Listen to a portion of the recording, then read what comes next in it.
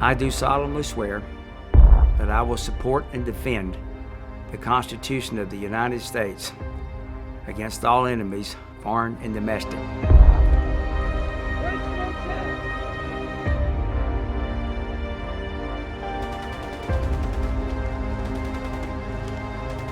And that I will bear true faith and allegiance to the same.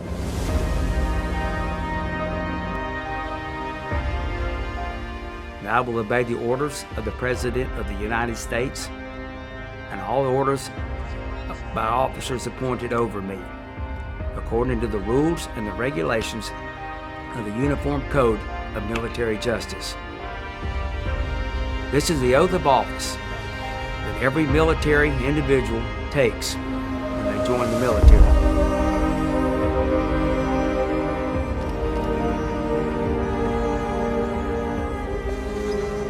This is the oath that we all take, and this is the oath that we live and abide by. This is our creed as a veteran of the United States.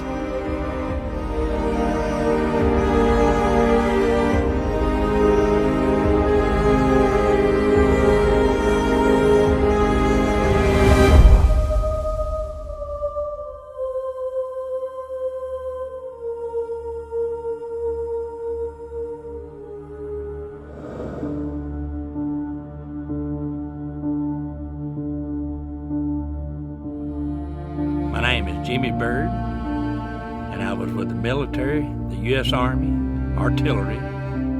I spent my time in the mountains of Vietnam in 1971. My name is Harvey Craig.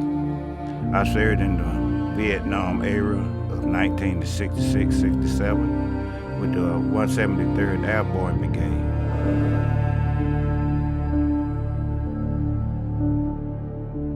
All right, my name is Wallace Cecil Durham. I was in the U.S. Marine Corps. I was in from June the 6th, 1966 till May the 25th of 69. I landed in Da Nang. Been in Da Nang about 4 days, 18-year-old boy.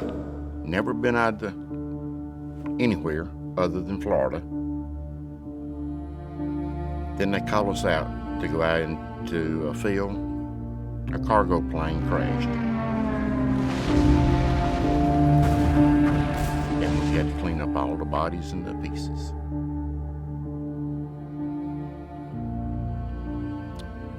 "19-year-old boy.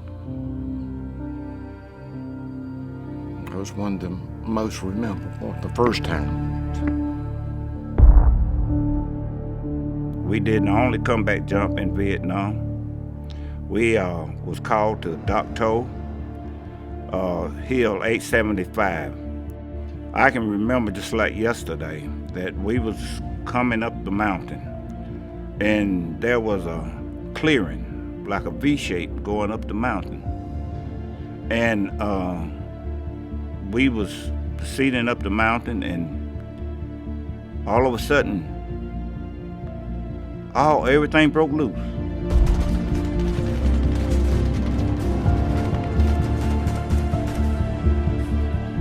There was gunfire, there was rockets coming in and everything. We were pinned down, we was hit. They were mowing us down just like grass. Only thing I can remember was coming to, and the medics was bandaging me up and everything. And I had blood all on my left side. And they was concentrating on one point. And I was trying to point them to the serious part, that where I had the most pain was. And it was all of my left side that I received shrapnel. And they couldn't medevac me out. I had to stay there overnight.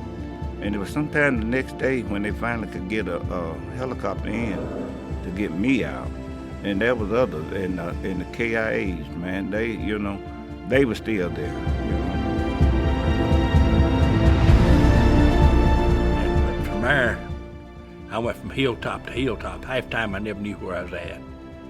I went 28 days and never got to change clothes. You take your underclothes off in pieces and throw them away, and your socks. And when you finally get back off of the hilltop, back into permanent LZ, I took my trousers off, threw them over in the corner and they stood up by themselves. Things like that.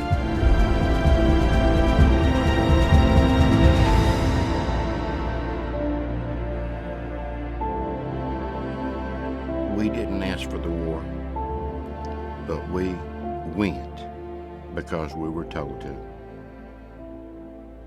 We did what we were supposed to do. We was military, Marines, Air Force, Navy, Army, regardless. We did our job.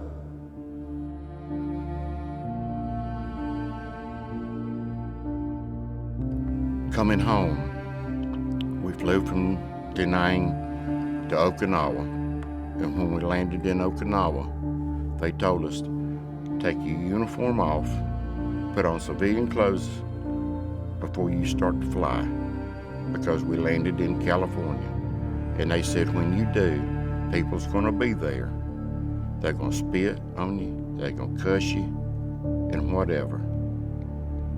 So we had to wear civilian clothes because we didn't want to know that we were in the military.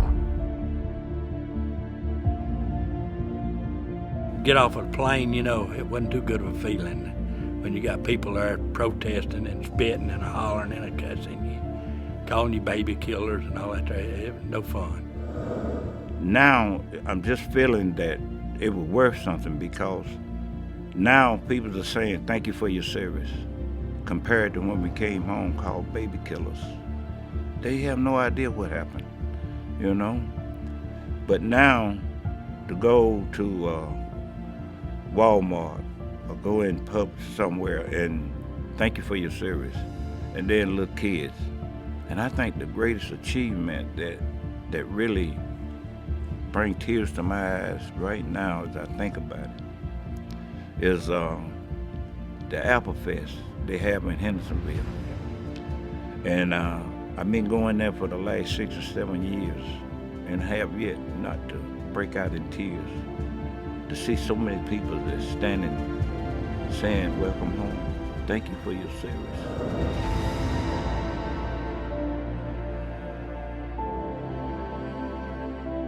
Vietnam veterans are heroes. And to talk to Vietnam veterans, you'll always hear them say that a hero is left behind. A hero is the ones who died for this country. But in my perspective, the Vietnam veterans are heroes to me, because before I went to any combat zone I have been to, I've always made it a point to talk to a Vietnam veteran. On behalf of all of us in Pickens County, we want to say thank you to all of those men and women who wore the uniform. We salute you this Veterans Day and always.